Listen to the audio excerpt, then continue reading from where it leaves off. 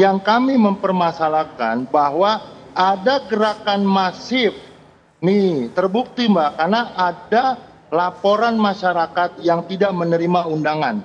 Dia punya hak suara tapi tidak diberitahukan di mana TPS-nya, dia nggak tahu siapa dan bagaimananya, mereka nggak tahu, dan mereka tuh pengen mencoblos. Nah, inilah orang-orang yang kemudian melaporkan permasalahan tidak menerimanya mereka C6, ini yang dilaporkan ke Bawaslu. Yang kita permasalahkan ini bukan orang yang kita tidak tahu, dia sudah terima C6 tapi tidak mencoblos. Yang kami garis bawahi sekali lagi, yang kami permasalahkan. Saya ulangi sekali lagi, banyak PPS tidak menyebarkan undangan kepada orang-orang yang berhak memiliki hak suara terdaftar di DPT. Anda sudah laporkan hari ini, Bang? Ada juga. Ini laporannya masif, Mbak, di seluruh daerah. Jakarta Barat, Utara, Timur, jumlahnya itu ada ratusan TPS.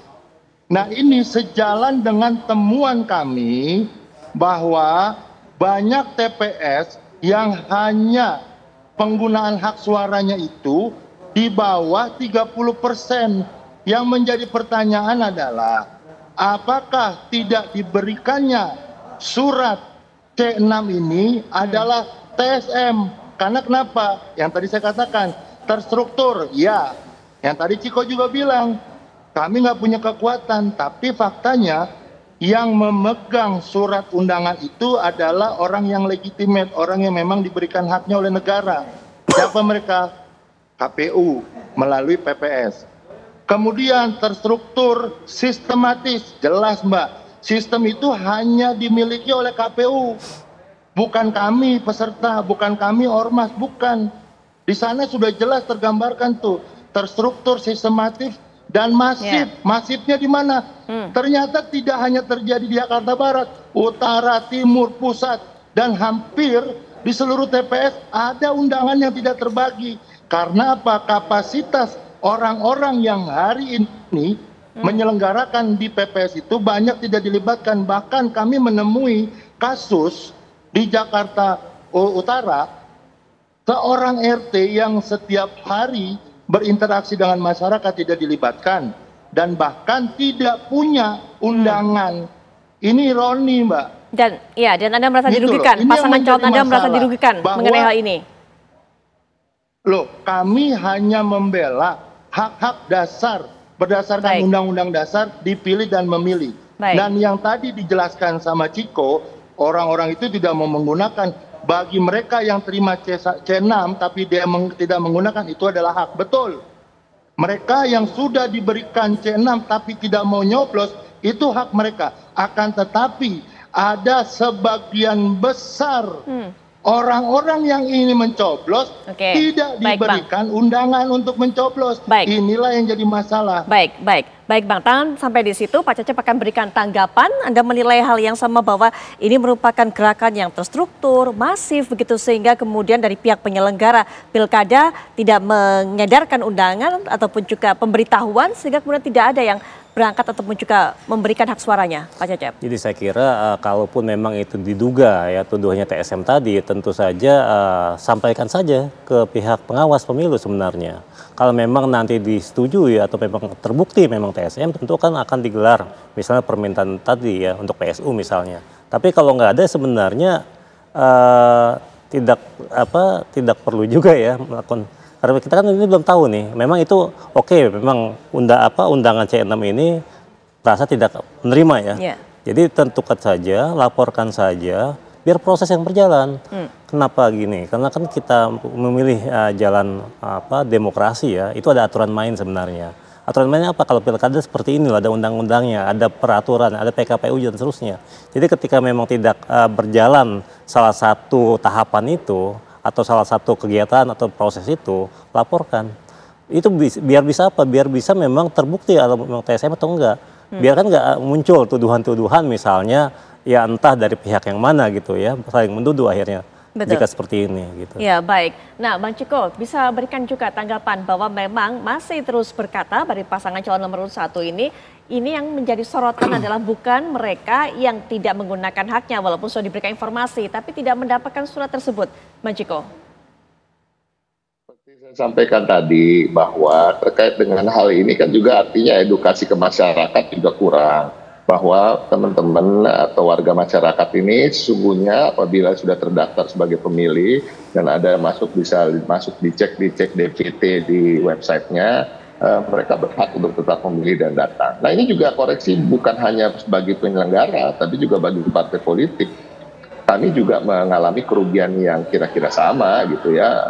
Kalau kita bicara soal tidak datangnya pemilih, misalnya di Jakarta Utara, yang kemudian proyeksi kami harus tentunya masyarakat tahu bahwa sebagai partai pendukung utama PDI Perjuangan lah basisnya satu di Jakarta Utara, menangnya tidak sesignifikan yang kami harapkan gitu, walaupun tetap menang gitu. Nah ini juga dilaporkan oleh berbagai masyarakat. Saya setuju Pak Ramdan kok, ada yang nggak setuju bahwa terkait dengan masyarakat yang merasa hak pilihnya jadi tidak bisa berikan di TPS karena tidak dapat surat pemberitahuan. Walaupun tentu itu artinya ada misinformasi atau ketidaktahuan bahwa sesungguhnya mereka tetap bisa datang dan memilih gitu. Ini juga hanya dirugikan itu kosong. Tapi kok tadi misalnya kami menangnya tidak signifikan yang kira gitu. Bahkan di selatan dan timur kami bisa menang lebih banyak. Nah ini sebagai koreksi ke depan bagi pemilu 5 tahun lagi, pilkada 5 tahun yang akan datang, tentunya harus lebih pasif melakukan edukasi politik pada masyarakat dan juga memobilisasi pemilih. Dan harapan kami ke depan ini kan lebih baik sama. Kita juga ingin masyarakat datang berbondong-bondong dan tentunya melebihi 60-70% datang memilih. Dan semoga saja ini terjadi 5 tahun lebih. Nah untuk yang sekarang ya kita lihat aja. Semua juga bisa berbasis saat kita bicara hal-hal terkait pemilu yang kita basiskan harus berdasarkan dengan aturan. Jadi terkait dengan aturan apabila pelanggarannya misalnya ini memenuhi unsur untuk bisa dilakukannya pemungutan suara ulang, itu kan kita lihat dulu. Nah, semua pelanggaran juga bisa menjadi dasar pemungutan suara ulang misalnya, atau apapun itu, nggak semua hal bisa juga dibawa ke Mahkamah Konstitusi. Ya kita hormati proses ini, namun yang kami ingin tegaskan bahwa hasil penghitungan suara di kecamatan yang sudah selesai, bahwa suara kami tetap bertahan di 50,07 seperti juga suara yang kita lihat di Sirekap di awal-awal setelah pemilihan. Dan sekarang sedang dalam proses tahap penghitungan yang berjenjang di tingkat kota, di mana alhamdulillah di beberapa kota seperti utara, barat yang sudah selesai ini, selatan sebentar lagi, pusat juga, semuanya nggak bergeser, masih di angka yang sama. Dan dalam waktu dekat nanti akan ada penghitungan suara tingkat provinsi dan mudah-mudahan suaranya akan tetap. Oke, Bang Ciko. Selanjutnya singkat saja penutup, Bang Ramdan. Silakan Bang Ramdan, singkat saja. Ya, yang pasti kami sudah melaporkan sesuai dengan mekanisme hukum. Yang kami tuntut di sini adalah perbuatan adil daripada Bawaslu. Bahwa apa yang sudah digariskan dari Perbawaslu mengenai mekanisme pemeriksaan terhadap laporan segera dong dilakukan. Jangan menunggu seolah-olah tanggal 7 nanti dengan hapusnya masa. Artinya apa? PSU seolah tidak dilakukan berdasarkan laporan yang kita harapkan. Nah ini yang kemudian mencederai demokrasi yang sedang kita perjuangkan dan sedang kita jaga. Maka dari itu Bawaslu kami meminta sedemikian rupa, jangan sampai contoh Panwaslu kecamatan sudah merekomendasikan PSU saja oleh KPU di Kebayoran Lama atau PPK, tapi tidak mau dilaksanakan. Ini yang kami katakan ada main mata antara dua lembaga ini. Kami cuma minta tolong fair.